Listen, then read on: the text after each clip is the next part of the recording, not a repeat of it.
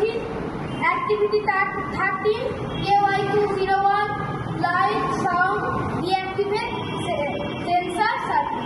তো এর জন্য আমাদের লেগেছে একটি 9 ভোল্ট ব্যাটারি, কিছু জাম্পার ওয়্যার, বাজার, রেজিস্টার, একটি এলইডি, KY201 সেন্সার আর ব্রিডবোর্ড আর একটি ম্যানুয়াল।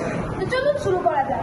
যখন এবার আমরা এতে এই সার্কিটটি চালু করব, তখন এটি চলবে, কিন্তু যখন আমরা এই ম্যাগনেটটি সেন্সারের কাছে নিয়ে যাব তখন এটি ডিঅ্যাক্টিভেট হয়ে যাবে।